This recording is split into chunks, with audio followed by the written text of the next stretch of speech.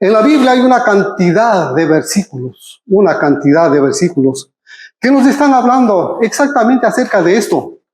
Cómo el Espíritu de Dios, como la palabra de Dios, nos anima a orar continuamente. Por ejemplo, Primera de Tesalonicenses, capítulo 5 y versículo 17. Primera de Tesalonicenses 5:17. El versículo más pequeño de las Escrituras. Orar sin cesar. ¿Sí? Orar sin cesar. Sin cesar significa sin interrupción. Orar continuamente, orar todo el tiempo. Judas del versículo 20 nos dice: pero vosotros, amados, edificados sobre vuestra santísima fe, orando en el Espíritu Santo. Orando en el Espíritu Santo de Dios. El Espíritu de Dios dirigiéndonos en esa oración. El Espíritu de Dios dentro de nuestras vidas, en nuestro ser. Poniendo las palabras correctas, las palabras adecuadas. Cuando se trata de pedir sabiduría, necesitamos las palabras del Espíritu Santo de Dios para que esa sabiduría sea concedida a nuestras vidas. Efesios, el capítulo 6, versículo 18. Efesios 6, 18. Orando en todo tiempo, con toda oración y súplica en el Espíritu, y velando en ello con toda perseverancia y súplica por todos los santos. Hay un llamado de cada uno de nosotros, un llamado del Espíritu Santo de Dios, a orar por nosotros, a orar por ustedes, hermanos, que ustedes oren por mí, orar por el pastor, orar por este ministerio Family Worship, por los pastores, por cada persona. Es un llamamiento del Espíritu Santo de Dios, a orar los unos por los otros. Imagínense la importancia de orar sin cesar, que el Señor Jesucristo tuvo que enseñar una parábola. Si ustedes van a Lucas, al capítulo 18, los versículos del 1 al 8, el Señor Jesucristo está elaborando una parábola relacionada con la oración.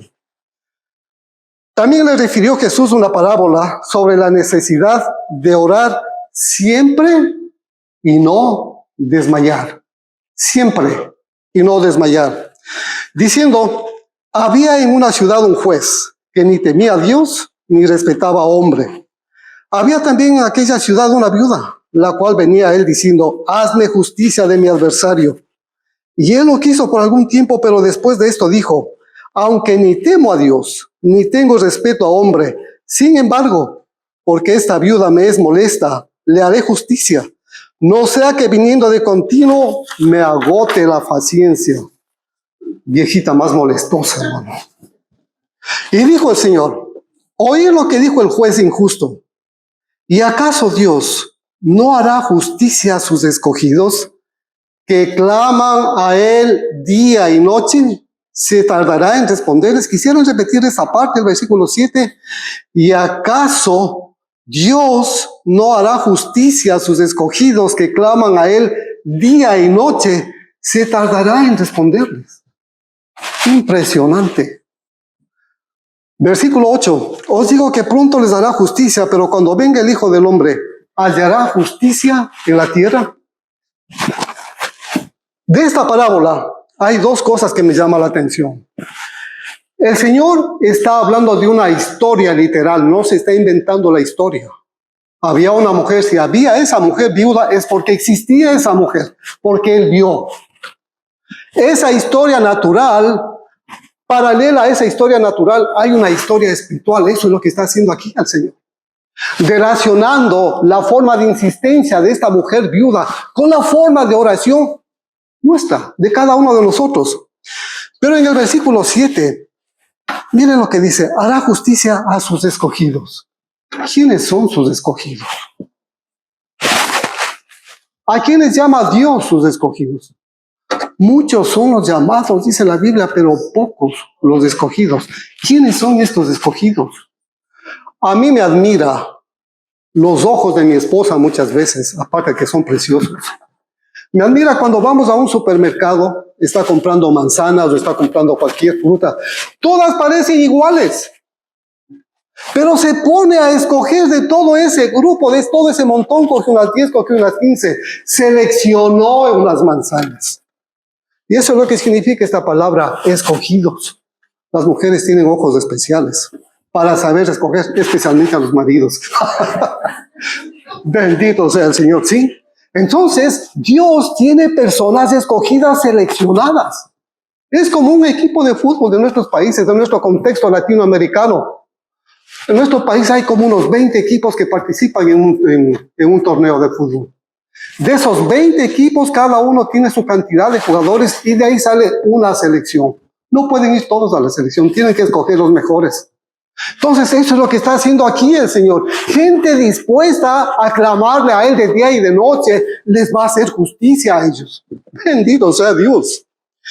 Y lo segundo del versículo 8, hallará fe en la tierra. ¿Qué dicen ustedes? ¿Hallará fe en la tierra cuando Cristo venga?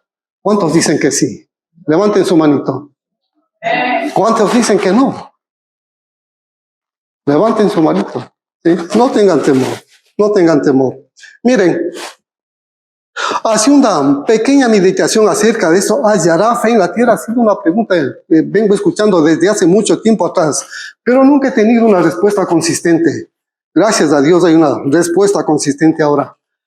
El momento que comenzamos a dejar de orar, nuestra fe se comienza a apagar. Y si dejamos de orar totalmente, se acabó nuestra fe. Nuestra oración, nuestro diálogo con Dios está basado justamente en eso, en que yo le cuente lo que hay en lo profundo de mi corazón y Él se va a hacer cargo de aquellas cosas. Los necesitados somos nosotros. Dios no es necesitado. Nosotros necesitamos de Él. Él necesita conocer mis debilidades. Él necesita conocer lo que necesito, aunque Él ya lo sabe. Pero quiere que le expresemos con nuestros labios. Cuando estamos expresando con nuestros labios, estamos en oración con el Señor. Cuando intercedemos por otras personas, estamos orando con el Señor. Gloria a Cristo Jesús. Bendito sea Dios. Orad sin cesar. Bendito. En la Biblia hay dos personas que tenían muchas cosas en común. Dos hombres de Dios. Varias cosas les caracterizaba a estas dos personas. Estoy hablando de David y estoy hablando de Daniel. A estos dos hombres algo les caracterizaba. Algunas cosas tenían en común. Lo primero que les caracterizaba a estas dos personas era su forma consistente de oración.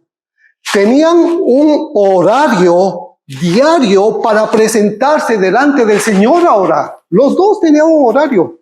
Se presentaban a la misma hora, se presentaban en el mismo momento. Y lo curioso es que lo hacían 3 veces al día. 3 veces al día. Cuando yo me pongo a pensar en estos dos personajes, el rey David, un hombre importantísimo en las Escrituras, administrando un reino, administrando una nación. En los días de él, el reino de Israel llegó a ser más grande para Israel. Administrar la vida de tantas gentes, hacer justicia, preocuparse absolutamente de sus enemigos, de batallas.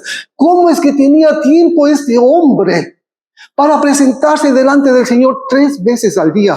Sin contar que se levantaba antes de que nazca el sol.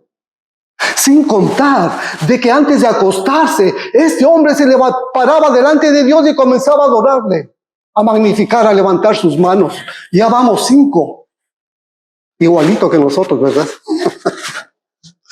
Alguno de ustedes podría decir, hermano, yo sí oro 3 veces al día. Café, almuerzo y merienda. Glorioso, hermano. De igual forma, este hombre Daniel, un hombre siempre importante en el reino donde le tocó servir.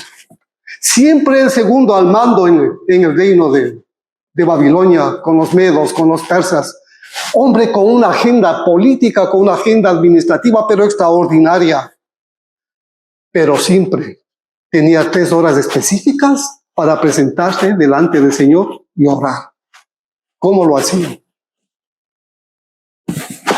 ¿Qué les motivaba a estas personas a presentarse cada día, por lo menos 3 veces delante del Señor? Miren, comencemos a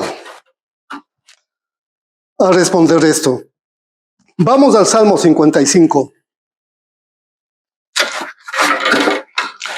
Salmo 55, versículos 16, 17 y 18. En cuanto a mí, a Dios clamaré, y Jehová me salvará.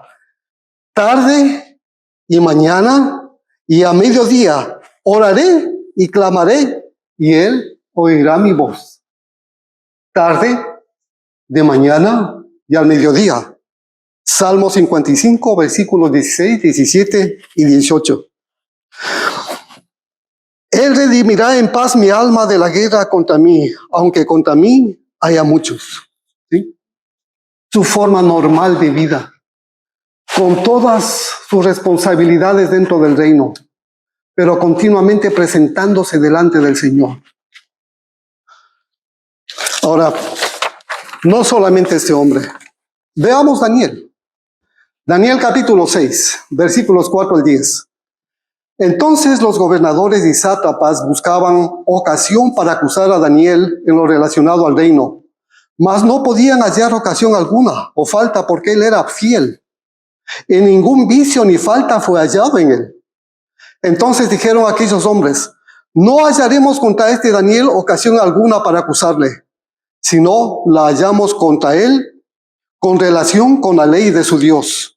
Entonces estos gobernadores y sátrapas se juntaron delante del rey y le dijeron así, Rey Darío, vive para siempre. Todos los gobernadores del reino, magistrados, sátrapas y príncipes y capitanes han acordado por consejo que promulgues un edicto real y lo confirmes, que cualquiera que en el espacio de 30 días demande petición de cualquier dios o hombre fuera de ti, oh rey, sea echado en el foso de los leones. Ahora, oh rey, confirma el edicto y fírmale, para que no pueda ser revocado conforme a la ley de Media y de Persia, la cual no puede ser abrogada. Firmó pues el rey Darío el edicto y la prohibición. Pongan atención al versículo 10. Cuando Daniel supo que el edicto había sido firmado, entró en su casa y abiertas las ventanas de su cámara que daban hacia Jerusalén, se arrodillaba 3 veces al día y oraba y daba gracias delante de su Dios como lo solía hacer antes. Era parte de su agenda diaria. Era parte de su devocional. 3 veces al día. Semejante al rey David.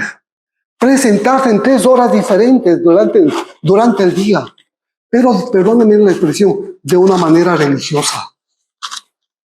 Porque simplemente amaban a Dios, hermano. Si hay alguien que ama a Dios, va a presentarse delante de él durante todo el día. No solamente 3 veces. Gloria a Cristo Jesús. Pero, ¿cuáles eran esas 3 horas de la que está hablando el rey David y de la que está hablando Daniel? ¿Cuáles eran esas 3 horas?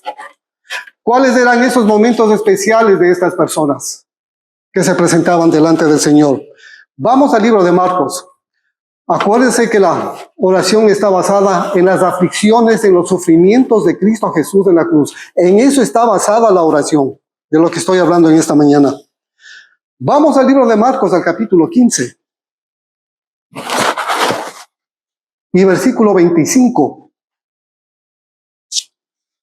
Marcos capítulo 15, versículo 25. Era la hora tercera cuando le crucificaron. Era la hora tercera cuando le crucificaron. Para nosotros, en nuestro horario, las 9 de la mañana. ¿A qué hora le crucificaron a Cristo Jesús? A las 9 de la mañana. Pero aquí no está hablando de la oración. Las 9 de la mañana. La hora en que esos clavos traspasaron las manos y los pies de Cristo Jesús. La hora en que comenzó ese dolor, esa angustia en la vida de Cristo Jesús crucificado ahí, 6 horas. No veo por ningún momento aquí la oración. ¿Dónde está la oración? ¿Por qué David? ¿Por qué Daniel se presentaban a las 9 de la mañana? Hacían su oración al Señor. La hora tercera, la hora de su crucifixión, la hora correcta para dar gracias a Dios por su Hijo. La hora de nuestra salvación, la hora de nuestra redención. Gloria al Cordero de Dios. Pero esto no queda aquí. 50 días más tarde, algo espectacular sucedió en Jerusalén. Hechos capítulo 1 y versículo 14. Hechos capítulo 1 y versículo 14. Está hablando de los discípulos de Cristo Jesús que les dijo que vayan a Jerusalén y esperen, incluida su madre y los hermanos de Jesús. Hechos 1:14. Todos estos perseveraban en oración y ruego con las mujeres y con María, la madre de Jesús, y con sus hermanos. Continúa la historia, Hechos capítulo 2, versículos 1 al 4. Cuando llegó el día de Pentecostés, estaban todos unánimes juntos, y de repente vino del cielo un estruendo como de un viento recio que soplaba, el cual llenó toda la casa donde estaban sentados. Y se les aparecieron lenguas repartidas como de fuego, asentándose sobre cada uno de ellos. Y fueron todos ellos llenos del Espíritu Santo y comenzaron a hablar en otras lenguas, según el Espíritu les daba que hablase. Versículo 15. Era obligación para todo israelita presentarse 3 veces durante el año en Jerusalén: la fiesta de Pentecostés, la fiesta de la Pascua y la fiesta de las enramadas. En esa ocasión, la fiesta de Pentecostés, venía gente de todas partes a Jerusalén. Entonces, lógicamente que venían hablando diferentes lenguas y les comenzaron a hablar, dice la Biblia, en las lenguas de estas personas, y creyeron que estaban borrachos, ebrios. Miren lo que dice el versículo 15. Porque estos no están ebrios como vosotros suponéis, puesto que es la hora tercera del día. ¿Qué pasó en la hora tercera del día? La hora cuando David, la hora cuando Daniel se arrodillaban delante del Señor y ministraban al Señor y se ponían en oración. La hora de la oración.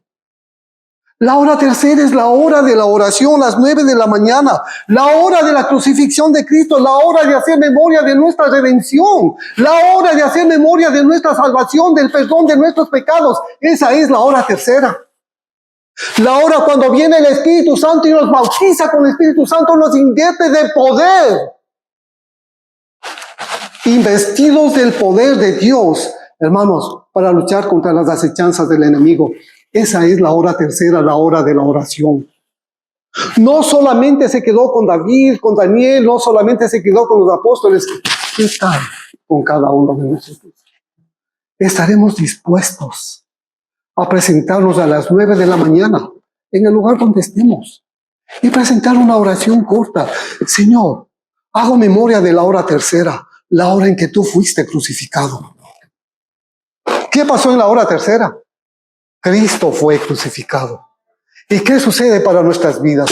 Hora de hacer memoria de aquella crucifixión y lo que significa para nosotros la muerte de Cristo Jesús, la crucifixión y la muerte de Cristo Jesús. Pero no solamente la hora tercera tiene sus antecedentes, también la hora sexta. Vamos a Marcos, al capítulo 15.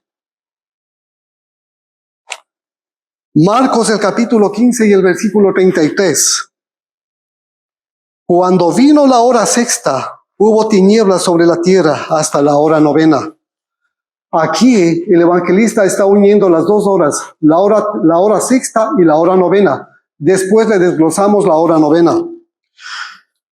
Cuando vino la hora sexta, hubo tinieblas sobre toda la tierra hasta la hora novena. La vida de Cristo Jesús extinguiéndose, hermano. ¿Cómo habrá sido en ese momento? Desde el mediodía hasta las 3 de la tarde, tinieblas sobre la tierra. Aquel que dijo algún día, sea la luz, esa luz estaba extinguiéndose, la luz de la creación, porque la vida del autor de la vida se estaba extinguiendo. Extinguiéndose absolutamente todo. Extinguiéndose esta humanidad, extinguiéndose esta creación. Esa es la hora sexta y la hora novena. Pero ¿qué representa para cada uno de nosotros la hora sexta y la hora novena juntas? ¿Qué representa para nuestras vidas? ¿Qué nos dicen las Escrituras? Hechos del capítulo 10. Hechos del capítulo 10.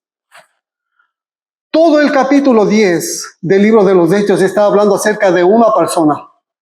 Está hablando acerca de Cornelio, de su familia. Como siendo un extranjero allá en Judea, en Jerusalén, la Biblia nos dice que era un hombre temeroso de Dios, que hacía limosnas al pueblo. Y ¿saben lo más importante de lo que dice esto? Y que hacía oración, oraba a Dios siempre. No era un cristiano todavía. Pero tenía estas tres cualidades en su vida. Oraba siempre, hacía limosnas y era un hombre temeroso de Dios. ¿Cómo llegó el temor de Dios a esta persona? En realidad no lo sabemos. No dice las Escrituras. Pero había temor de Dios en el corazón de esta persona. El versículo 2 y el versículo 3 nos dice algo. Piadoso y temeroso de Dios con toda su casa, y que hacía muchas limosnas al pueblo y oraba a Dios siempre. Un hombre que a pesar de ser extranjero en Israel, miren cómo llevaba su hogar. Toda la familia de esta persona con sus criados tenían temor a Dios. ¿Cómo lo hizo? Bonito misterio, ¿verdad? Dice, vio claramente en una visión como la hora novena del día, que un ángel de Dios entraba donde él estaba y le decía, Cornelio. Este inconverso de pronto comienza a tener visitaciones de ángeles. ¿Cuántos hemos tenido visitaciones de ángeles? ¿A cuántos de nosotros ha visitado un ángel alguna vez en nuestras vidas? ¿Alguien puede levantar la mano y puede contar su experiencia? ¿Se ha visto ángeles? Tal vez nosotros no, pero este inconverso sí tenía visitación de ángeles. Vamos al versículo 9, 10 y 11. Al siguiente día, mientras ellos iban por el camino, se acercaban a la ciudad. Pedro subió a la azotea a orar cerca de la hora sexta. Estamos uniendo la hora novena y la hora sexta. En la hora novena, este hombre, Cornelio, tiene una visitación de un ángel y le da unas instrucciones especiales. Lean el capítulo 10 en su casa. Pero a la hora novena, el apóstol Pedro dice que subió a orar. La hora sexta, la hora de la oración. Y tuvo gran hambre y quiso comer. Pero mientras le preparaban algo, le sobrevino un éxtasis y vio el cielo abierto y que descendía algo semejante a un gran lienzo que, atado de los 4 puntas, era bajado a la tierra. 2 personas. El apóstol Pedro en la hora sexta. Este hombre Cornelio en la hora novena, uniendo las dos cosas. El uno tiene visitaciones de ángel y recibe una orden especial de parte de este ángel. En el otro lado, el apóstol Pedro en la hora sexta comienza a orar, la hora de la oración, y comienza a tener visiones. ¿Qué nos está diciendo el Espíritu Santo de Dios?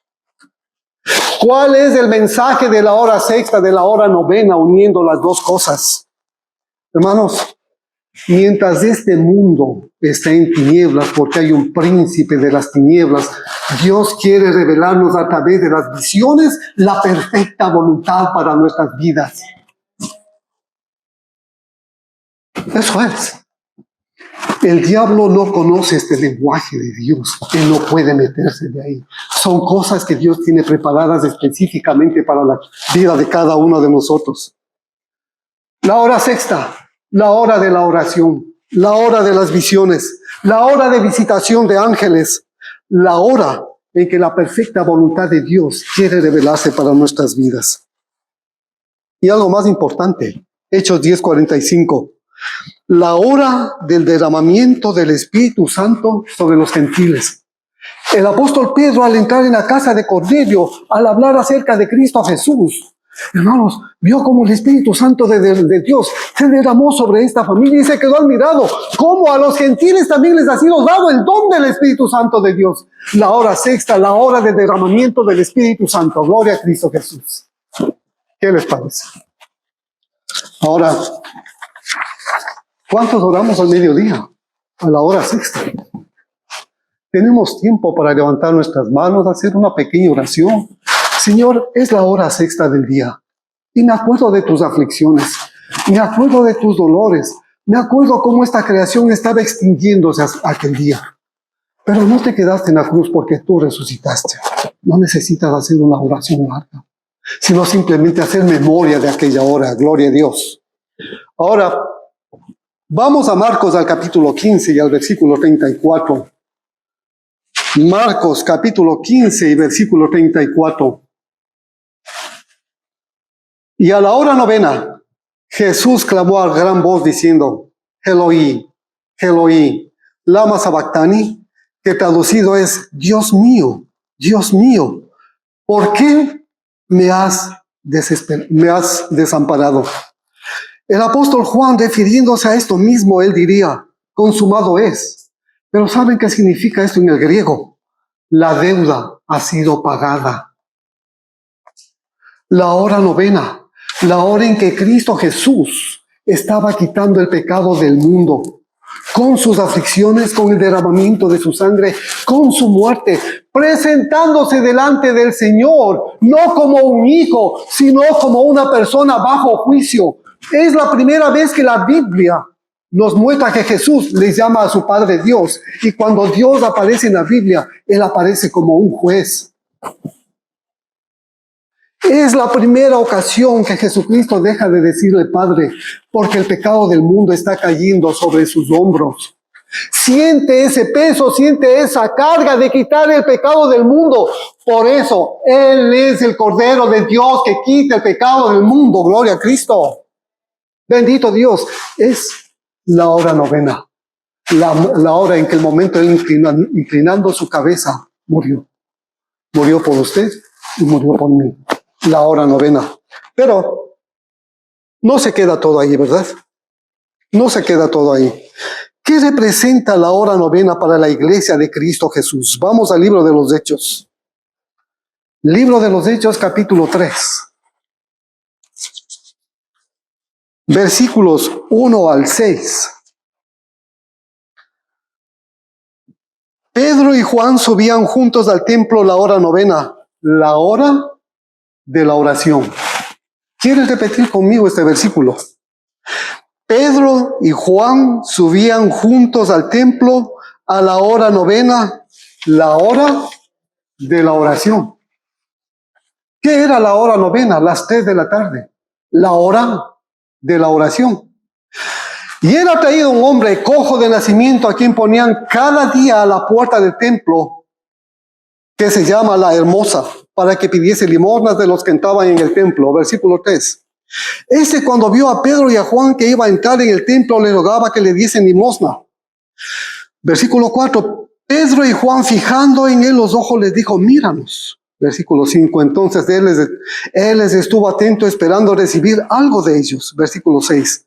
Mas Pedro le dijo, no tengo plata ni oro, pero lo que tengo te doy. En el nombre de Jesucristo de Nazaret, levántate y anda. ¿Qué implica la hora novena para la iglesia de Cristo Jesús? Primero, la hora de la oración, la hora de los milagros, en el nombre de Jesucristo de Nazaret. La hora en que la predicación del Evangelio bajo la unción del Espíritu Santo de Dios es poderosa, hermano. En Hechos del capítulo 4 comienza a predicar el apóstol Pedro. Amados de Dios, amados hermanos, y 3,000 personas se convierten a Cristo Jesús. Los milagros son las campanas que llaman a la gente a la presencia de Dios. La hora novena, la hora de la oración. Bendito Cristo Jesús. Pero, ¿cuántos tenemos tiempo para orar a las 3 de la tarde? ¿Cuántos tenemos tiempo a las 9 de la mañana, al mediodía, a las 3 de la tarde y presentar nuestros ruegos delante del Señor? ¿Tenemos tiempo para llevar esa forma de oración? Está basada en las Escrituras. Es escritural. ¿Sí? Y vemos que no solamente aquellos grandes hombres, Daniel, David, lo hacían. Esto entendieron también los apóstoles y comenzaron a llevar ese tipo de gente. ¿Qué tal la iglesia de este tiempo? ¿Tiene tiempo para llevar esa forma de oración? Bueno, la respuesta tiene cada uno de ustedes. Pero, ¿de dónde proviene todo esto? ¿Fue algún invento de David o tal vez de Daniel o tal vez de los apóstoles? ¿Fue algún invento de ellos? No creo que sea así. Vamos al libro de Números. Vamos al libro de Números, al capítulo 28, versículos del 1 al 8. Habló Jehová a Moisés diciendo, manda a los hijos de Israel y diles, mi ofrenda, mi pan con mis ofrendas encendidas, con olor grato a mí, guardaréis, ofreciéndolo a su tiempo. Y les dirás, Esta es la ofrenda encendida que ofreceréis a Jehová. 2 corderos sin tacha de 1 año. Cada día será el holocausto continuo. Vayan poniéndole atención y leyendo con detenimiento. Versículo 3, y les dirás, esta es la ofrenda encendida que ofreceréis a Jehová. 2 corderos sin tacha de 1 año. Cada día será el holocausto continuo. 1 cordero ofrecerás por la mañana, y el otro cordero ofrecerás a la caída de la tarde. Y la 10ª parte de 1 efá de flor de harina, amasada con 1/4 de un hin de aceite de olivas machacadas en ofrenda. Es holocausto continuo, que fue ordenado en el monte Sinaí para olor grato, ofrenda encendida a Jehová. Y su libación, la 4ª parte de un hin con cada cordero. Derramarás libación de vino superior ante Jehová en el santuario. Y ofrecerás el segundo cordero a la caída de la tarde conforme a la ofrenda de la mañana. Conforme a su libación ofrecerás ofrenda encendida en olor grato a Jehová. Había una cantidad de ofrendas que ofrecían los sacerdotes ahí en el desierto, en el templo. Cantidades de sacrificios. Pero habían 2 que no podían faltar. Por eso se llama el holocausto continuo. Uno que se ofrecía en la hora 3ª de la mañana y otro que se ofrecía en la hora 9ª de la tarde. 2. El sacrificio de un cordero en la mañana y el sacrificio de otro cordero en la tarde. ¿De qué nos está hablando? No necesitamos ser muy inteligentes, hermano. Está hablando del sacrificio de Cristo en la cruz. Para que los israelitas entiendan que un día su Mesías iba a ser crucificado en una cruz. Para que su pueblo entienda de que el Cordero de Dios iba a ser sacrificado en la hora 3ª y su Cordero iba a morir en la hora 9ª. De eso es lo que está hablando. Y había 3 ingredientes que no podían faltar: harina, aceite y vino. La pregunta es, cuando estamos orando, ¿tienes harina en tu oración? ¿Tienes aceite? ¿Tienes vino en tu oración? ¿Tienes palabras correctas para orar a tu Dios? ¿Tienes esa guía del Espíritu Santo de Dios, esa unción? ¿Tienes ese gozo de presentarte delante del Señor? Vino, aceite y harina. Gloria a Dios. El holocausto continuo, eso tiene que continuar hasta nuestros días, hermano. Si ustedes le toman en serio, si ustedes le toman a pecho, no va a ser una enseñanza más, sino que lo van a hacer parte de su vida, hermano, y de alguna forma van a comenzar a presentarse en la hora 3ª, la hora 6ª y la hora 9ª. Bendito sea el Señor, presentarse delante de su Dios todos los días. Hubo un tiempo en que David no podía ir al templo, no podía presentarse. Y esto es hermoso, hermano. Salmo 141, versículos 1 y 2. Salmo 141, versículos 1 y 2. Muchas veces cuando los hermanos están dirigiendo en la adoración y en la alabanza, ellos nos animan a levantar las manos.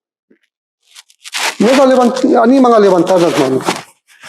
¿De dónde proviene el levantamiento de manos? Alguna vez alguien dijo que era una costumbre de los judíos, no sé qué digan ustedes.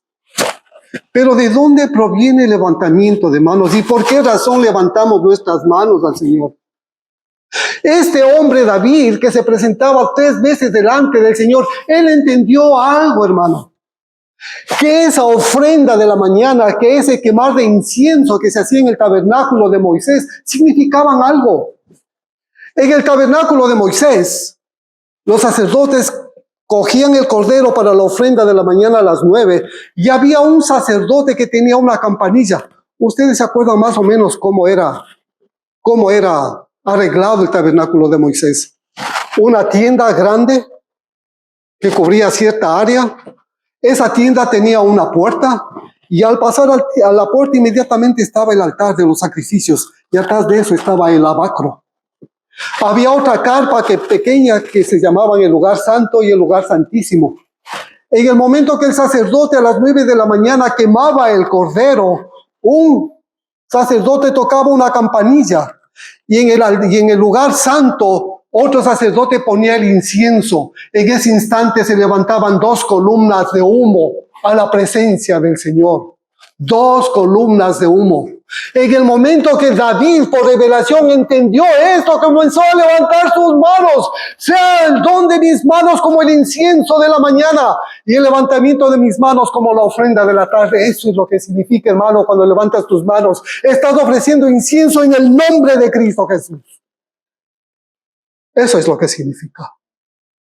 Cuando levantas tus manos, 2 columnas de humo.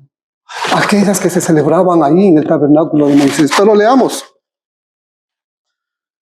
141, versículo 2. Versículos 1 y 2. Jehová, a ti he clamado, apresúrate a mí, escucha mi voz cuando te invocare. Suba mi oración delante de ti como el incienso, y el don de mis manos como la ofrenda de la tarde. No proviene de una costumbre, proviene por algo revelado por el Espíritu Santo de Dios. Cuando tú levantas tus manos, hermano, estás levantando tu oración en el nombre de Cristo Jesús, de olor grato para el Señor. Así como ese holocausto continuo era agradable en el tabernáculo de Moisés, así como ese holocausto cumplido en la vida de Cristo Jesús, al hacer memoria de su crucifixión y al hacer memoria de su muerte, al hacer memoria de eso, hermano, levantas tus manos. El Señor está recibiendo en los cielos esa ofrenda. Gloria a Cristo. Bendito sea Dios. Ahora ya sabes por qué levantas tus manos, hermano. ¿Por qué necesitas levantar tus manos? No necesitas que nadie te anime, sino si tienes una relación íntima con el Señor, cada vez vas a estar levantando tus manos para adorarle al Rey que vive por los siglos de los siglos.